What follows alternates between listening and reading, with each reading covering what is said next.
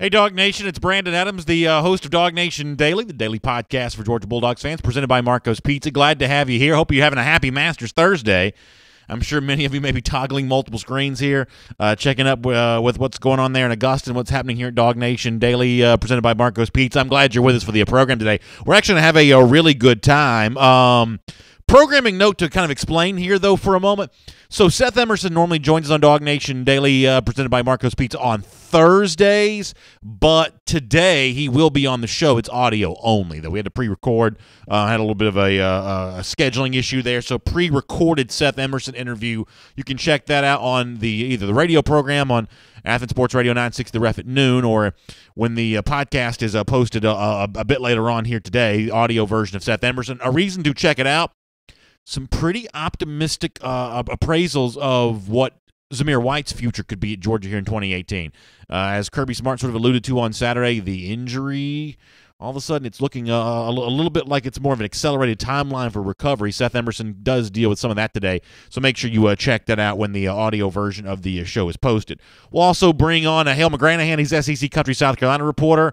We'll kind of figure out what happened with Ryan Helinski there as Helinski chooses South Carolina this week. And also, are the Gamecocks really a dangerous opponent for Georgia? Second week of the season, we'll talk to Hale McGranahan about that. It is a really fun show. We're glad you're here. Eddie's here. We're all ready to go. It's DawgNation Daily presented by Marco's Pizza. It starts right now.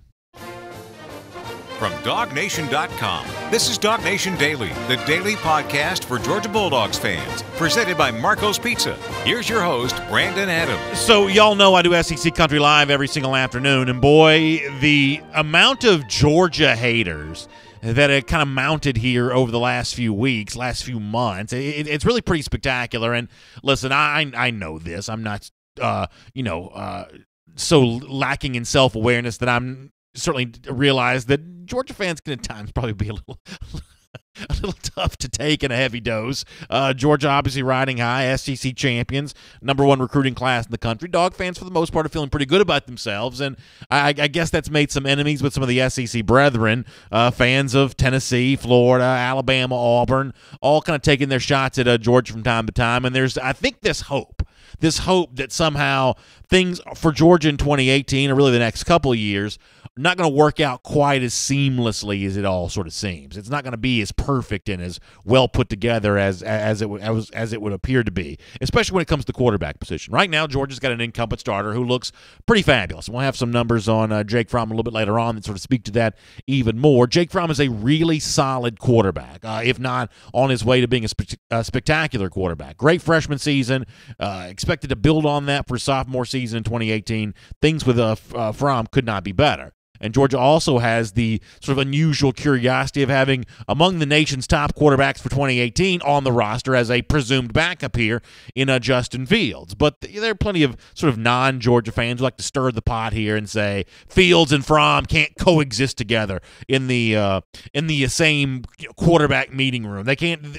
There's not room on one campus for both these guys. It's almost as if they're wishing ill will onto Georgia when they say that, or they're just flat out hoping that Justin Fields turns out to be a bust, that he turns out not to be worth the hype and not to be the guy that a lot of people think that he can be once he finally does get on the field and play. And there is a sense in which a lot of Justin Fields naysayers, a lot of Georgia haters, were feeling pretty good about themselves on Saturday on the basis of something that Georgia coach Kirby Smart said. He was evaluating Fields, asked to do so, and he said, well, let me let you hear what he says, kind of saying that, hey, maybe the learning curve a little steep right now for the incoming freshman quarterback. Here was Kirby from Saturday on Justin Fields.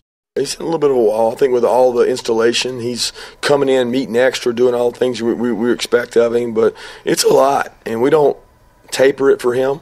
We allow him to come in, meet extra, learn it. I think he's really getting accustomed. We've done some different drills that he hasn't done before where he's got to move in the pocket and move around and be able to create space away from the rush, step up from the rush.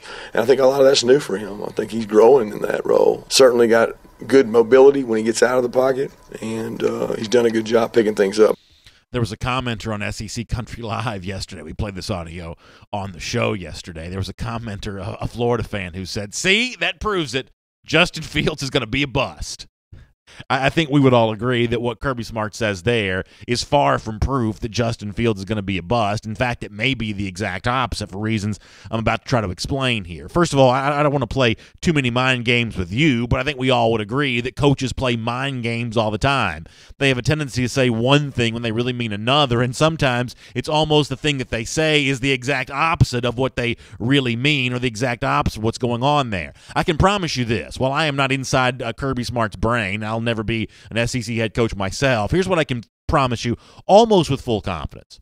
If Justin Fields was truly hitting a wall, Kirby Smart would not be saying in a press conference he's hitting a wall, because hitting a wall means that your confidence is shaken, and for the coach to kind of go out there and tell the whole world what you already sort of know about yourself to be true, that only diminishes your confidence that much more. There's a sense in which you sort of praise guys who are struggling and criticize guys who are thriving as a way of sort of managing the expectations and managing the ego there maybe a bit. I think there's some of that that's true there. I also think it's interesting that Kirby Smart says, hey, we're not tapering anything for Justin Fields right now. Yes, the learning curve may be steep, but we're not treating this young man with kid gloves the moment. And what Mike Johnson said, my partner in SEC Country Live, the former Alabama All-American, he found that to be pretty interesting. He thinks there's a scenario available to Georgia with Justin Fields that might not typically exist for a lot of teams with its freshman quarterbacks. I thought Mike made an interesting point about this subject. Let me play you a bit of the audio here.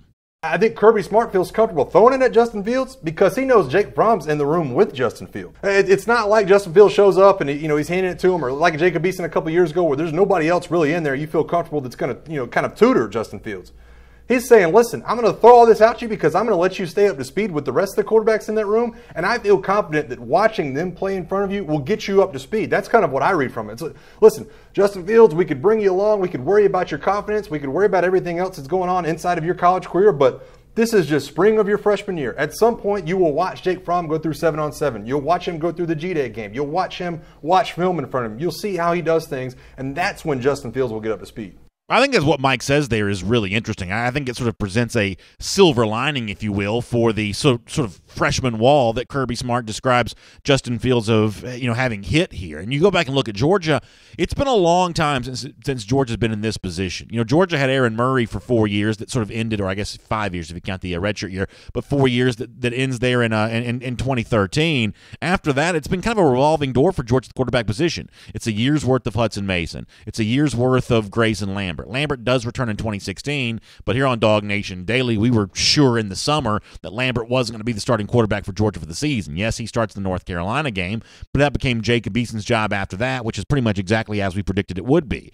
In 2017, Eason does come back, but the hold that Jacob Eason had on the starting quarterback job for Georgia in 2017, or heading into 2017, I don't think was quite as firm as what Jake Fromm has here in 2018, because Fromm had a much better freshman year than Eason did. With all due respect to Eason, who deserves credit for how he handled himself at UGA, the facts are what they are. Fromm's freshman year was just far better than Eason's. Fromm is a more solid returning starting quarterback than Georgia has had since Aaron Murray was on the roster, which I do think gives you a chance to throw as much at Justin Fields as you want, sort of work him to the point of failure to see how much he can handle and how quickly he can handle it. And as Mike Johnson kind of points out there, he also has a chance to learn from Jake Fromm, who succeeded as a Georgia quarterback in a way that not many Georgia quarterbacks have in a while, that can also enhance his learning opportunity here. So freshman wall for the moment for Justin Fields, yeah, that may be true, but it's not the kind of thing that I think upends his chance for success in 2018. If anything, what he's sort of,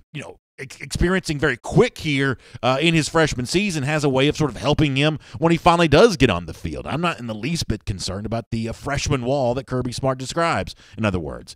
Another point on this that I think that has to be made, and in order to make it, I want to make a contrast with some other quarterback situations around the SEC. Y'all know I don't like Florida, and I hate to even bring up Florida in a conversation like this, but I do think there's a really amazing sort of stark contrast between the quarterback situation at Georgia and the quarterback situation at a place like Florida that would like to think of itself as a program on par with Georgia. Right now, it doesn't look to be that way, but certainly Florida would like to think of itself as Georgia's equal. But in terms of the quarterback situation right now, maybe not equal at all. And take Jake Fromm out of this completely for a moment. Just look at Justin Fields compared to what's at Florida at the moment. Listen to Dan Mullen here. This is coming off a scrimmage last weekend where he didn't see a lot of good things from his team. In fact, one of the things that he disliked the most about his quarterbacks was the body language they showed on the field in the ups and down moments. This is pretty interesting from Dan Mullen, and it's going to provide a really interesting comparison with Justin Fields in a moment. Here's Dan Mullen.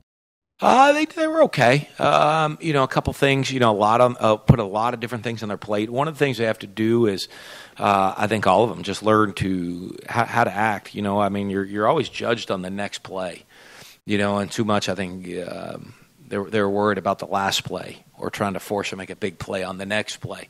Just manage the game and we'll take it one snap at a time. And no matter whether if your last play was a touchdown or your last play was an interception, no one really cares. You're always going to be judged on the next play. And as soon as you start thinking and grasping that concept, you're going to start performing at a higher level. Dan Mullen says there he's worried about his quarterback's demeanor, that they're too focused in on the last play, too worried about making mistakes, too maybe down on themselves or whatever. I wasn't there, I don't know, but Dan Mullen clearly worried about his quarterback's demeanor. But when it comes to Justin Fields at Georgia, that's something that Kirby Smart's not worried about at all. Here's Kirby again. What I like most about him, he has a really good demeanor. He doesn't let the high plays really affect him. He doesn't let the really low plays affect him. He continues to improve. Isn't that amazing?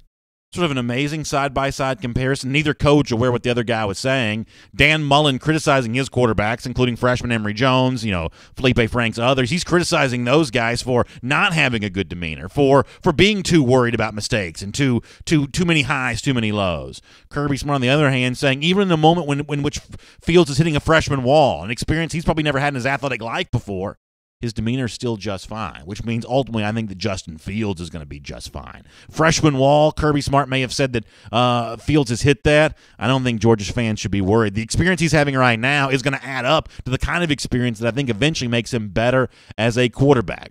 Unseating Jake Fromm as the starter? No, probably not. On his way to a really good career when he finally does get a chance to play? Seems like right now, almost for sure.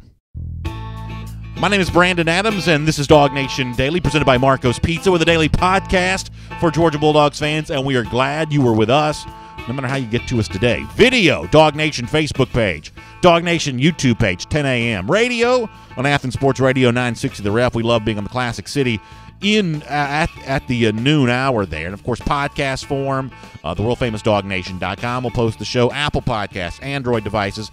We're just really, really glad that you have found DawgNation Daily, and it's been great to see so many social media messages over the last couple of days welcoming in Marco's Pizza as the presenting sponsor of DawgNation Daily here. And in honor of all that, Marco's got a great offer for you. They want you to meet the boss.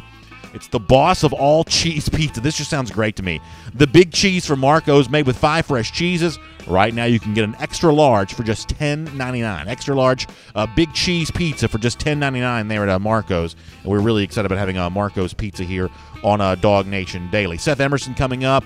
Interesting stuff from Seth when it comes to the injury situation and apparently rapid recovery of Zamir White. That's just one of many subjects we'll get into with Seth Emerson when he's on DawgNation Daily, presented by Marco's Pizza a little bit later on today. Going to be a really fun conversation. Also, we'll welcome in another special guest before we're all done today, Hale McGranahan, who covers the South Carolina Gamecocks. We'll get an update from him on Ryan Helinski, the quarterback that chooses South Carolina over Georgia this week for the 2019 class. And are the Gamecocks really a dangerous opponent for Georgia in September? We'll talk to Hale about that, too. Before that, though, a little more from Kirby Smart here, who was asked this week about, the influx of huge offensive linemen to the program and the chances that Georgia, on just its right side of the offensive line alone, might have gigantic Ben Cleveland maybe starting at right guard, gigantic Isaiah Wilson starting at right tackle, 2 former 5-star prospects. Does the thought of that, 2 big offensive linemen big enough to block out the sun, does the thought of that get Kirby Smart fired up? Well, he says no. Here's Kirby. Size doesn't excite me. What's inside that helmet does. The first time I saw Isaiah win, I didn't exactly get excited, but I was pretty disappointed when he left. So it was not it's not a matter of how they look all the time. It's a lot more about how they play. And I guess if you asked every defensive lineman that Isaiah faced in the season at SEC, they would say that Isaiah Wynn was one of the fiercest competitors, physical guys. Our defensive line didn't want to go against him. They love going against Ben and Isaiah Wilson, so they can get up under them. So it's not a matter of size alone. I think the size obviously gives you the ability to stay in front of the quarterback, keep people off, but your bend and your flexibility and the power you create is a lot more important than your size. So those two guys they're in position battles. I mean, just like a lot of guys out there. There's no starting offensive line in my mind. There's some good young players out there that are competing with older players. And among those players is one of the names that I just mentioned. Even if Kirby sort of downplays the importance of size, Isaiah Wilson has it in spades. I think it is going to help him at Georgia. And, is the redshirt year helping Wilson be more ready to maybe compete for starting job here in 2018? Here's Kirby Smart on that subject. I think he's learned a little bit more about how to compete. When you got to come over and block Lorenzo, Davin, Trenton, those guys all day, it certainly makes you come to work. It's a lot better than sitting over there watching somebody else do it and blocking a scout team guy. So he went over there and competed and got better during that time, and he's continued to improve throughout the spring, but he still has a ways to go. We still have a ways to go with the offensive line. There's a couple guys in there playing really well, but that's one of those positions that he's got to compete and he's got to grow as a player to get to where he can be and perform at the same level the tackles did last year. And then the other name in this conversation, Ben Cleveland, I mentioned him at guard, but Kirby says don't be so quick to assume that's the only spot where he might contribute. Yeah, he's right tackle, left tackle, and guard. I mean, every one of those guys. We've got 7 guys per field, so they do musical chairs. So they get their reps at their primary position and they get their secondary reps. So Ben continues to get reps at tackle, just so we think we're going to have more guards than we do tackles, which is usually the case. So he may have to step out and play some tackle. Couple thoughts from me here on this. Kirby, obviously, when he took the job in 2016, spent a lot of time talking about how much he wanted to get the offensive line bigger. Now he's got that, and he says it doesn't matter. I think we all take comments like that from Kirby with a grain of salt. But in the real sense of the Cleveland-Wilson conversation here, one of the reasons why they're important to Georgia is about more than just their size. They are both also former five-star prospects coming out of high school. And not every five-star guy pans out the way that you want him to, but you need as many of them to really produce as possible. And Georgia's got a chance here. We saw Ben Cleveland in 2017 better, I think, because of his redshirt season. Maybe the same thing's true for Isaiah Wilson here in 2018 as well. For the Georgia offensive line to be as good as it can be, you need big contributions from both Cleveland and Wilson both. And that's going to be one of those things we watch throughout the rest of the spring and then into the summer as well. It's good to have you with us here today on DawgNation Daily, presented by Marco's Pizza. Hope you enjoy Seth Emerson right now. For those of you with us on video, sorry to give you the bait and switch, but as we explained a moment ago, we pre-recorded the Seth Emerson interview today because of some scheduling issues that we had there. So if you want to listen to the podcast version of the program, the radio version of the program, you'll be able to check in with Seth Emerson there and some good stuff from Seth today. For the next few minutes here, though, before we move on the regular broadcast, I want to do some comments a little earlier in the show. And as we say, from time to time here, it's just sort of nice to have sort of a breakup of the traditional schedule. Normally we take our comments almost all at the end of the show. Let's do a few comments here towards the middle portion of our video broadcast, just to kind of do things a little bit differently and maybe get a chance to talk to some people that we don't always get to talk to. Let me hop on the Facebook side here first. We'll also pull up the YouTube comments. We'll kind of get going there. Of course, I'm really glad to have all of you with us on the program today. Eric Moody says, let's talk some Masters. I will tell you, I am really excited about the tournament here this weekend. I saw a lot of conversation on TV last night that I guess in a way this may be the most anticipated Masters maybe ever, maybe certainly in my lifetime. When you think about how well Tiger Woods has played sort of in his last few tune-up tournaments getting ready for this, Phil Mickelson playing better, the influx of all the young talent. Obviously, Georgia fans have 4 big former UGA golfers to think about. I mean, this is a pretty anticipated Masters. Some of you like golf, some of you don't. I imagine that if you are even a casual golf fan, you're pretty fired up about Augusta National here this weekend.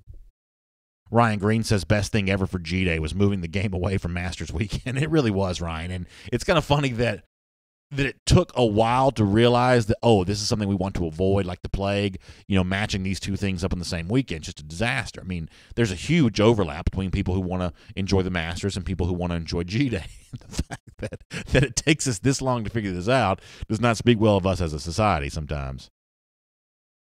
Carl Barr says, please snow golf for pro basketball. Thanks, Carl, for weighing in. Doug Rayburn says, is Zamir White going to be ready in September? Yeah, listen to Seth on this today. What Seth says echoes a lot of what Jeff Sintel said here on DawgNation Daily.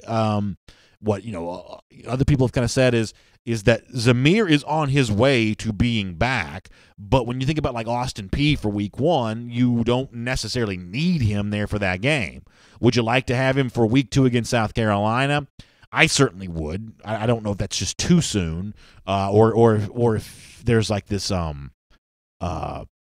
what do you call it? Like sort of a degree of health. He's healthy enough to play, but not healthy enough to be as great as he can be.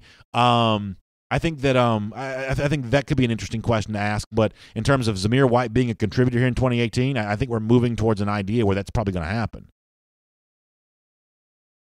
Randy Hood says, daily, I'm an official Gator hater. Go Dogs. Randy, I appreciate you saying that. Derek Tillman says it's great to be a Gator hater. It really is. Eddie certainly appreciates that from some of y'all as well. Will Puckett says, should we be worried about some offensive linemen leaving this year? We have so much young talent, and they can't all start. Too many Chiefs in the program, maybe. Look, I think that Georgia is in a scenario now where there's not going to be such thing as, too much talent in any one position. Now, it's not – that kind of scenario is not for everybody. That kind of like rugged competition where you're going up against someone who coming out of high school was just as good an athlete, just as good a player as you are, just as dominant of a performer maybe, and just as much of a profile that would suggest success at the college level. That's not going to be for everybody, but Georgia's only going to look to bring in guys who are sort of willing to try to thrive in that environment. I think this notion where you're used to in college football having a really good-looking starter, a sort of mediocre-looking backup, and a third-string guy who could be confused for a walk-on, that's just not what Georgia's looking to do anymore. Georgia's looking to maximize its talent at every single position, and let the chips fall where they may. So if someone leaves, Georgia may have some guys that leave. You make the comparison to Alabama, who has had a lot of attrition in its program here from guys that don't play. But, I hate to be callous about this, but the guys that leave are probably guys that you didn't want anyway. Because not all these 4- and 5-star guys, and not just at offensive line, but at all positions, not all these guys are going to truly pan out. They're not all going to, to live up to the hype. It's sort of, mathematically impossible for them to all be, above average players. So you really don't know who it's going to be from the group. I think maybe one of the best examples of this is like the 2017 secondary recruits, where you bring in a bunch of guys, you hope a couple of them stick.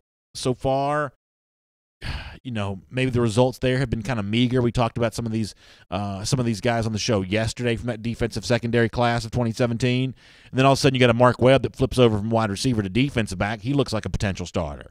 And all of a sudden now that ratio of success doesn't look quite so bad. But that's just kind of the way it goes, I guess. Let me go to YouTube here for a moment. By the way, we're about 5 minutes away from sort of hopping back into the regular portion of the broadcast once again. Hale McGranahan going to be on the show a little bit later on, too, one of our colleagues from SEC country.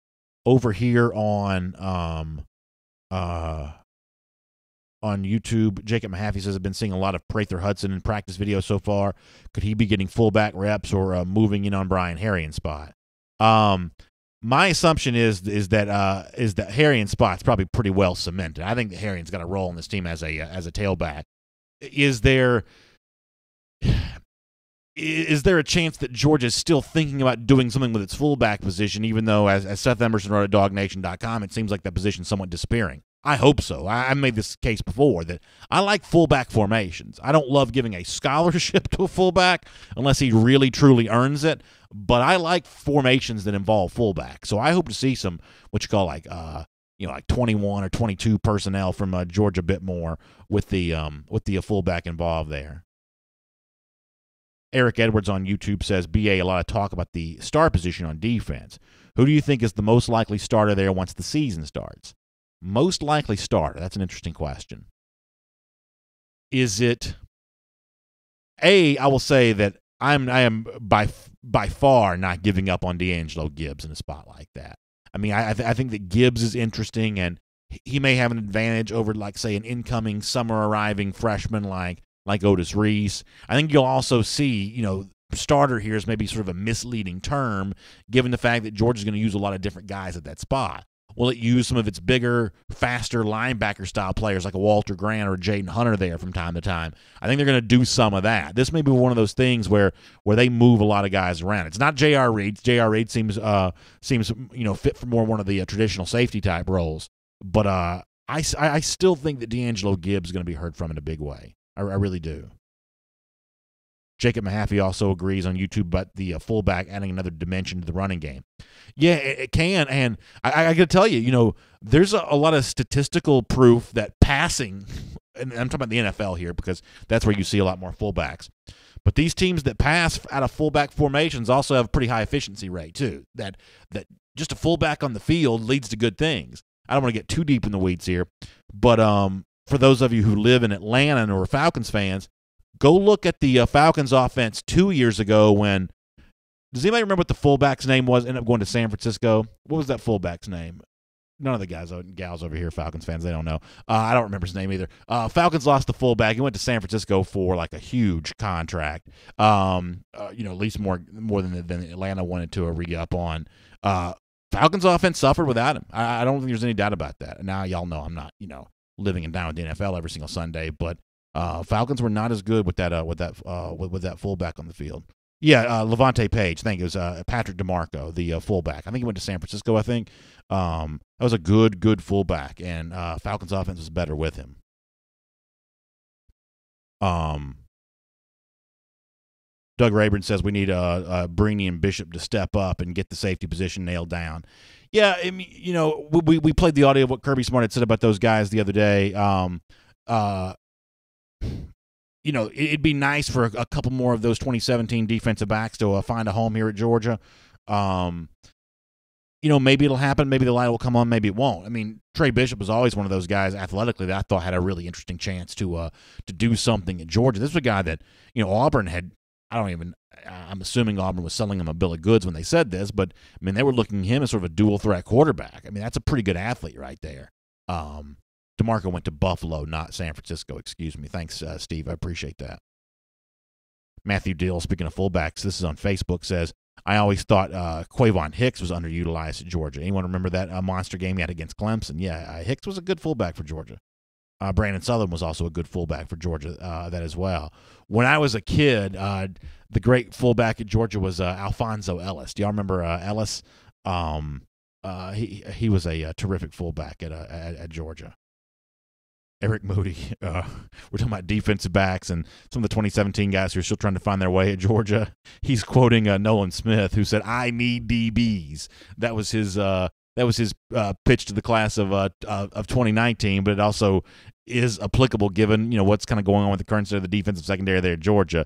Yeah, Eric, that's right. Certainly the line from Nolan Smith there is certainly very applicable. Let me go back over to YouTube here for a moment. Mark Andrews says he says I don't understand the inquiries about Zamir White. Don't people realize how good DeAndre Swift is? So, Mark, my thought about that is there's plenty of room for both. I mean, I don't think that Sony Michel suffered from the presence of Nick Chubb. I don't think that Chubb suffered from the presence of Sony Michel. I mean, if we're going to assume here for a moment that DeAndre Swift is fully healthy, ready to go for a full season, he's going to get plenty of carries, plenty of opportunities, but there'll still be room for somebody else. And the question is, is it one of the current roster guys like Holyfield and Harrion, guys who've been here, or is it one of those incoming freshman guys like Zamir White? I mean, the reviews for White when he was healthy and playing were glowing, and so I think that he stands as a pretty good candidate to join DeAndre Swift in tandem here. That's what it really ends up being about. So this is not at the expense of DeAndre Swift. It's at the enhancement of DeAndre Swift. That's what I think we're thinking there. All right, I got to hop back to the broadcast. I'm running late. I didn't mean to. I went a little long here. We'll have more comments coming up. For now, though, let's get ready to do our SEC through. We'll have Hale McGranahan after that, and then we'll get ready to have more of your comments there. Good to have you with us here on DawgNation Daily. Let's take a look around the rest of the league. This is SEC Through. Always fun to have Seth Emerson on the program. Appreciate him there. Time now for your SEC Through. We'll remind you that SEC Country Live, 3 p.m. this afternoon, 3 p.m. Eastern Time on the SEC Country Facebook and YouTube pages. Hope you'll check out SEC Country Live then. Thanks for being here with us on DawgNation Daily, presented by Marco's Pizza Now. And one of the interesting stories we'll start off here with our SEC see-through is Alabama airing another episode, releasing another episode of its web series. They have changed the name. I don't know if the name change here is in reference to the LeBron James criticism or not, but it's no longer. It used to be called Shop Talk. Now it's called Bama Cuts. I guess Bama Cuts is probably a better name, but it's the relaxed barbershop conversation involving Nick Saban and others. In the latest installment, Saban says that he doesn't know how to send a text, doesn't know how to use Miss Siri, as he calls her. So, this is their way of being out there, and it's amazing how universal the sort of common opinion on this is among the folks around the country that LeBron James, his criticism of this series, and we talked about this yesterday, that it's wrong and Alabama's in the right. I don't dispute that, but I'm surprised that here in the South, more people are not sort of paying attention to the fact that this just seems like Alabama trying too hard. Saban trying to shoehorn a persona change. I don't know. It's almost like I almost feel sorry for him just a little bit. It's like the line from the movie Casino. It's like the don't juggle ace thing. I mean, it's like, Saban's over here juggling and dancing and doing whatever he can to make people think that he's sort of young and cool and hip. I think this is sort of Alabama at its kind of like less than, most stellar, public persona here. I don't think that anyone's going to end up going to Alabama because of a barbershop web series. I think the fact that Saban's been drawn off sides on this ends up being a bit of a bad look there for the Crimson Tide, although I'm sure that Alabama fans are loving every minute of this. I thought that Pro Football Focus, the analytics, scouting-based website, they also have their own sort of college arm, and they tweet a lot of college stats from time to time. They tweeted a pretty interesting one about SEC returning quarterbacks and the leaders in what they call adjusted completion percentage. You can see the graphic on your screen from Pro Football Focus if you're watching on video. They explain adjusted completion percentage as sort of removing the drop passes, the throwaways, the spike balls, the batted passes, and passes where the quarterback was hit as he threw. And the highest returning quarterback in terms of adjusted completion percentage for 2018 is Jordan, I'll never pronounce the name correctly, Tamu from Ole Miss. Maybe a little bit of a surprise. Jalen Hurts also on this list at 76.2%. Jared Stidham at Auburn, 75.3%. Jared Garantano from Tennessee at 73.6%. And Jake Fromm at Georgia makes the top 5 here at a 72.9% completion percentage on what Pro Football Focus is calling adjusted completion percentage. Be real careful about this stat. This stat obviously favors quarterbacks who make safe throws over dynamic throws. That's how a Hurts gets on here. That's how a Garantano gets on here. I didn't watch a lot of Tamu at Ole Miss this year, but I'm assuming that's kind of his story there as well. The thing about Jake Fromm that you like from a completion percentage standpoint is not what his adjusted percentage is when you sort of factor in all this other stuff, but when you look at the most important throws the quarterback makes, those deep, long throws down the field, those passes of 20 yards or more, Fromm's completion percentage was in that sort of 40% range on those, almost 50% on those long throws. That's the kind of thing about Fromm that really gets you excited about him, that you really sort of get going with, is the fact that that Fromm showed a real high completion percentage on the most important throws that a quarterback makes. So that's what I think that speaks to there. Although I guess a lot of Alabama fans will be interested to see Hurts' name on that list, given the fact that Hurts is going to be in a pretty high-profile competition of his own here with Tua Tagovailoa there at Alabama. Also, speaking of quarterbacks and speaking of Ole Miss quarterbacks for a moment, I thought it was pretty interesting to see, and we'll have more on this in SEC Country Live later on today. A little bit of conversation coming out of Oxford, Mississippi, that Matt Corral, the incoming freshman quarterback for the Rebels, a guy that flirted with Georgia briefly before Justin Fields committed, was then a Florida commit, now at Ole Miss, and apparently Corral's doing pretty well down there at Ole Miss spring practice. And we talked yesterday about the Florida fans who may be a little frustrated if Will Grier, the former Florida quarterback, lights the world on fire for his final season at West Virginia.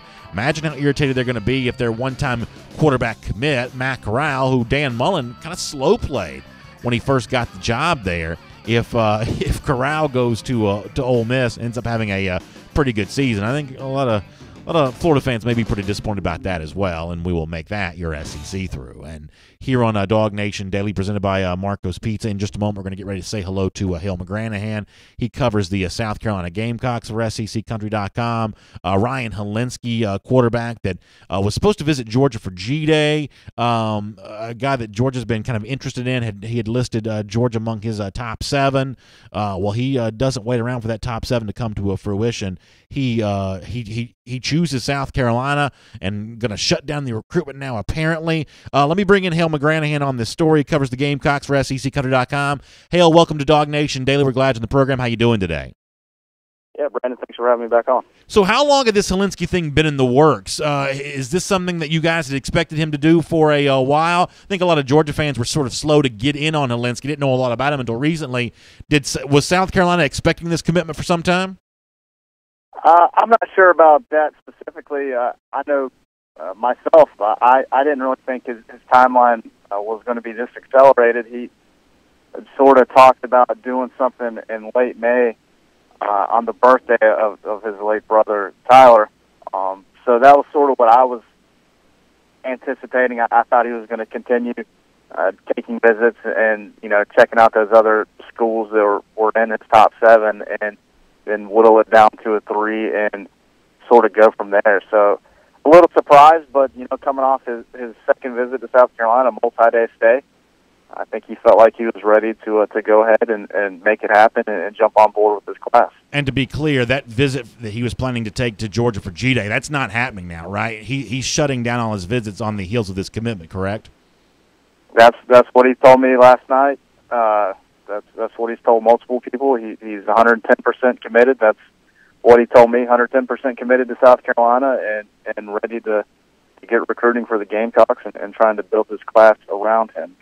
And yeah, he's all in with South Carolina.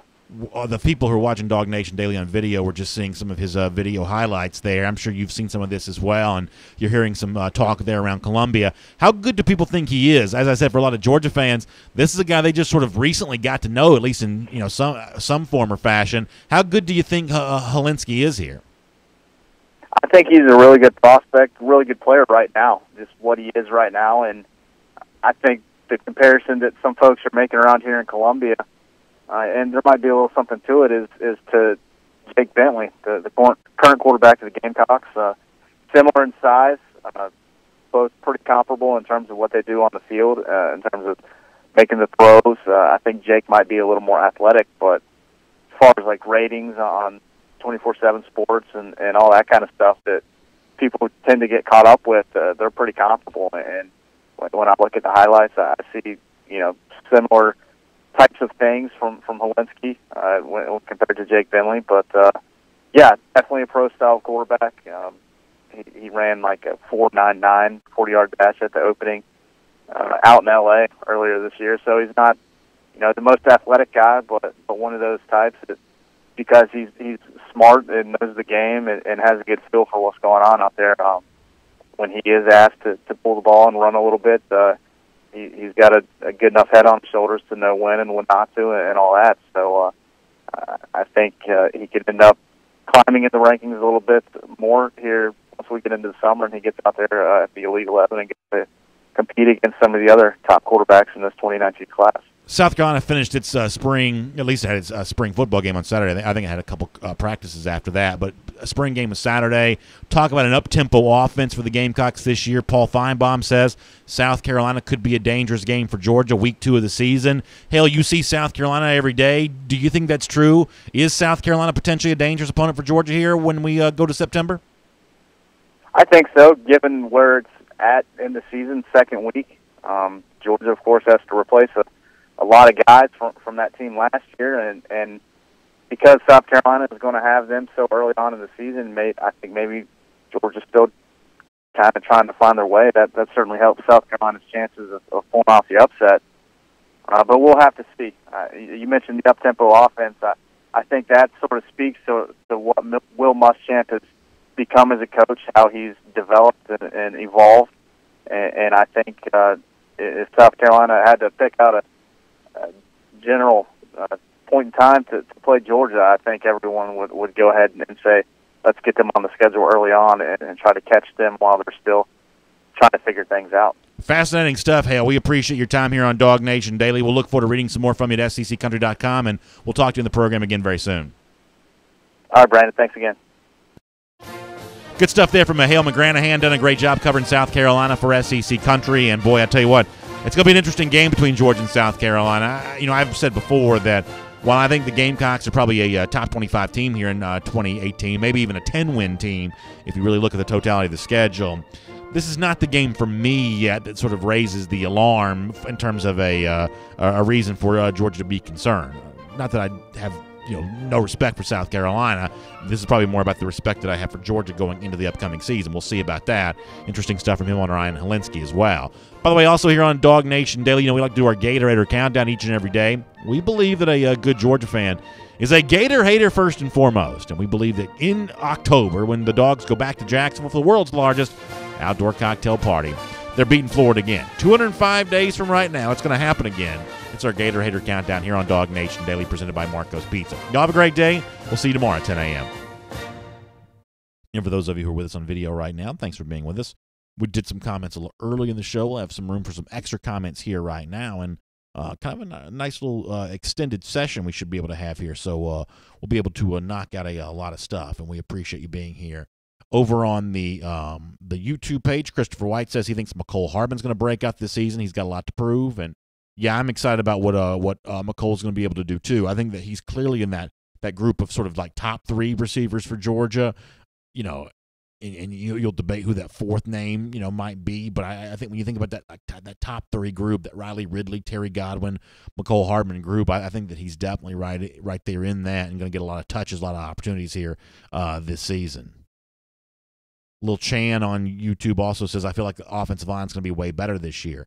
Chan, I agree. I think that it's going to end up being one of the real strengths of this team, and one of the reasons why I think that the national media has maybe disregarded Georgia at its own peril here too much this offseason is by focusing in too much on what Georgia has lost and not paying enough attention to the areas in which Georgia has improved. And I believe the offensive line is going to be one of those areas. Now, sometimes this stuff doesn't work out the way that we think it should.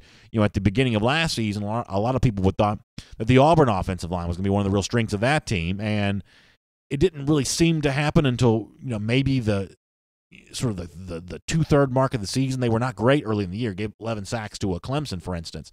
So sometimes this stuff doesn't work out exactly the way we anticipate it to, but in Georgia's case, I just see too much raw talent there not to produce a offensive line made up of a pretty strong 5. Eric Edwards says, this is on YouTube also, that Fields probably won't take the starter position from Fromm, but man, I'm excited to see his work on the field. And Eric, I almost completely agree with that. Arlen Block says, what time does the podcast drop, BA? Podcast is usually up every day by noon. Some days it can be as late as 12:30, but we've been actually pretty good lately about consistently getting that thing up there right there around the noon hour or so. And if you subscribe, by the way, on Apple Podcast or one of those podcast players, a subscription service, you generally get it earlier than that. For the podcast subscribers, Michael, they probably get the thing around 11:15 or so. It's usually up. Yeah, so if you subscribe to the podcast, even if you don't listen to it every day, if you're just a podcast subscriber, it's probably up by like 11:15 or so on there.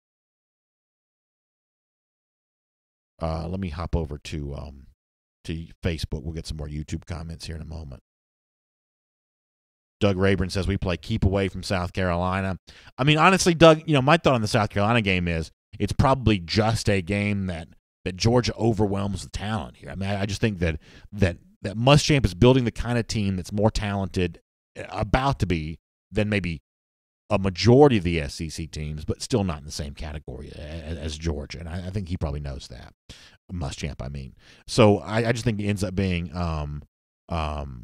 I just think it ends up being one of those deals where Georgia overwhelms South Carolina with its talent. Wesley Clark says, BA, do you see D'Angelo Gibbs being a starter this year? I think he has a great chance to be. I really do. I think that he is among the most physically gifted guys in that defensive secondary. During one of our earlier comment portions of the program, somebody mentioned the open spot there at Star. I think that Gibbs, being a year older Is it a year older? Yeah, being a year older than Otis Reese gives him a chance to earn that job. I think that could be a real opportunity there. Randy Hall says, I heard Eddie ran through the wall. I think Eddie probably could. One of the things I always noticed about Eddie, like this was my kid's stuffed animal before it became the official mascot of DawgNation Daily. Eddie's got kind of a mean-looking face. It's sort of hard to see that on your screen probably, but like to be like a kid stuffed animal, like he's always had sort of a scowl on his face. It's most stuffed animals are smiling, right? But Eddie, even take the blindfold off. Eddie has never been a smiling stuffed animal, so he's already got a little edge, a little toughness about him. Joshua Thompson says, this is a good question. Tougher game, LSU, Auburn, or South Carolina? So for me, those are the three toughest games Georgia plays this season by a long shot. I would say that LSU and Auburn are both tougher than South Carolina for the fact that, Auburn's just a more talented team than South Carolina is, and I think the LSU is probably a tougher road spot to play. If I had to guess, I don't know. Am I going to backtrack on myself here? Is LSU a tougher road game than South Carolina? History would suggest that it is, but I guess in a roundabout way, I think that Georgia, I think that South Carolina probably finishes with a better overall record than LSU does. How much easier is the Auburn game made by the fact that it's in Athens? That's an interesting debate. Let me hear a few more people weigh in on that if you want to. Those are Georgia's three toughest games, and which is the toughest? At LSU, at South Carolina, home versus Auburn. It's a great question, actually. It's a great question. Doug Rayburn says the offensive line should overwhelm everybody we play, and I think for the most part that should be true. Nick Lurch says, when we beat the Gators, does Eddie lose the blindfold? Nick, I don't know that Eddie's Eddie if he loses the blindfold. I think the blindfold's part of his gimmick, right? He lives his gimmick. Dan Mullen says, even a blind squirrel finds a nut. I think the purpose of the blindfold is to sort of remind Mullen over the years how ludicrous that statement was. I think we might potentially make a change to the Gator Hater Countdown after this year, though. I'll tell you more about that when it becomes applicable. Al Clements says, if you want to get rich, get the manufacturer to make some Eddie stuffed animals for everybody. Trust me. That is definitely a thought that I've had.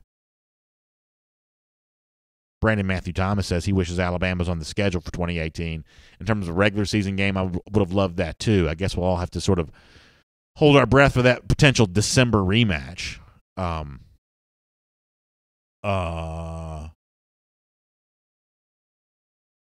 Dustin Goodwin says Fromm's not going to be phased in Baton Rouge. Yeah, I don't think Fromm has trouble on the road like that. I really don't. Casey Cochran says, any word on Devin Gales? That's a good question. I haven't heard anything new from Gales' recovery here recently, and I know that there was some issue with trying to get a home built for him, something that would be more equipped to kind of handle some of his needs. I haven't heard anything new on Devin Gales in a while. I need to check in on that. Vernon Luzier says that LSU is going to be the toughest game for Georgia. LSU players really step up on night games, 90,000 plus drunk Cajuns yelling. It's going to be quite an atmosphere. There's no doubt about that. He says, Stacy Goebel says the LSU game is the toughest game, not even close. That's interesting how Stacy says that at the end about not even being close. That's pretty interesting. Keith Finney makes an interesting point that maybe the South Carolina game is the toughest. Yarnell Culler saying LSU may be the toughest. Maurice Carter says, for everyone on here, I just wanted to show Miss Teresa Harrion and her son some DawgNation love. Hope I didn't offend you by tagging you in a comment. Just wanted to show my support because I hope that you would see the true love and support of this DawgNation fan base. It's really well said. Miss Harrion does watch our show from time to time. We certainly appreciate that, and thankful to have all of you here watching DawgNation Daily presented by Marco's Pizza. Certainly appreciate that. Al Chandler says, I think our offense gets the momentum rolling over LSU and won't be able to catch up. One of the things that I like the most with the Georgia schedule for this season, and it's always tricky when I try to type and talk at the same time. Let me see if I can pull this up. One of the things I like about it most is I hate tough back-to-back games. I'm always a little worried about back-to-back tough games. That, if you can kind of avoid those like 2 and 3 game stretches where things are tough, you can set yourself up for a pretty good season. Well, here's the great news. We just talked about, Georgia's toughest games. And if we agree that that it's South Carolina, LSU, and Auburn, we'll look here for a moment. The South Carolina game, week before that, it's Austin Peay. LSU, the week before that, it's Vanderbilt. Week before Auburn's Kentucky. It is on the road, but it's still Kentucky. You got to play somebody, and to think that those are the games that precede your toughest games of the season, I think that speaks well for Georgia. Even a rivalry game like Florida, and somebody a moment ago was sort of laughing about the fact that when we talk about Georgia's toughest games, no one mentions Florida at all, and that is kind of funny, and obviously I kind of enjoy that, and I think, apart from my sort of Gator hater, credentials here, as objective as I know how to be, the closer we get to the season, the more I'm starting to wonder if Florida's not going to be terrible, just not going to be really, really bad. I think both Tennessee and Florida could be in for a pretty rough season, but even that game for Georgia, you got an off week the week before. You have to go to Missouri. I'm assuming Missouri's not too good. Is Missouri, Tennessee, does that prove to be a tough back-to-back stretch? I just don't see a lot of examples of what you might think of as sort of tough back-to-back stretches for Georgia. You just don't really have that in 2018. I'm not telling you it's the easiest schedule in the country, but it is certainly an easy schedule in terms of you don't have to buckle your chin strap that tightly 2 weeks in a row anyway. Over on YouTube, Jacob Mahaffey says, South Carolina will be tough, though, that early in the year. LSU is tougher. Fromm's going to show out in Death Valley, though. Yeah, I trust Jake Fromm on the road. I really do. Mark Andrews on YouTube makes an interesting point. He says the East is going to surpass the West in 2019. It's a national championship for the Dogs. Let's find out what Jimbo Fisher does at Texas A&M. I think that Jimbo has a chance to build something there in College Station. So I don't think Alabama's going anywhere anytime soon. I don't think Auburn's going anywhere anytime soon. I sort of joked yesterday on SEC Country Live that to me, Auburn is the intercontinental champion of the SEC. Y'all know I like pro wrestling, and you may remember if you watched wrestling growing up that, you got your main event guys in the SEC. That's your Georgias and the Alabamas. And then in professional wrestling, below that, you have what you call your mid-card guys. These aren't the guys who are going on last on a show, but they're sort of filling up the middle of a card. And the mid-card guys get their own champion. And growing up in the WWF, what's now called the WWE, was the Intercontinental Champion. That was the mid-card champion. That's the honky-tonk man. That was, Macho Man Randy Savage for a while. Ricky Steamboat had that belt. That was the mid-card champion. It was sort of the champion, the best of the rest. And that's what Auburn is to me. They're not as good as Georgia and Alabama, but plenty good. Better than most. They're the intercontinental champions of the SEC, and that's kind of what Auburn kind of is in that regard. So they're still going to be heard from and be around. So that's potentially three good teams in the West. I think that LSU's on its way down. I'm not a big believer right now in either of the Mississippi schools, and I think that Arkansas is the worst team in the league and probably going to be that way for a little while here. So in the SEC East, if Georgia were to, let's say, as the commenter mentioned, win a national championship in 2019, well, that's obviously a big check mark in the East Division box.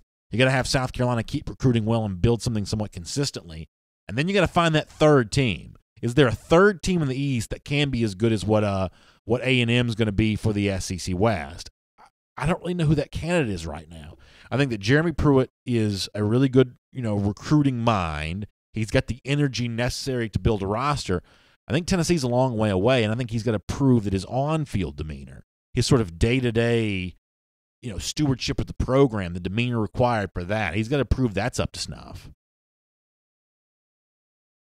So, in other words, you're still looking for that third team in the East. I believe you're going to have three in the West. Christopher White says, don't count out Missouri. They're going to have a really good quarterback. That's on YouTube as well. I will admit I am very guilty of counting out Missouri at the moment. I just don't believe in Derek Dooley as an offensive play caller. I just don't. I think you could see a real regression from Drew Lock because of Derek Dooley calling the plays for him. I could be wrong. The Tennessee offense was pretty good in 2012. I won't deny that, his last year there. But, boy, I just don't see that working out as well for Missouri's Josh Heupel did.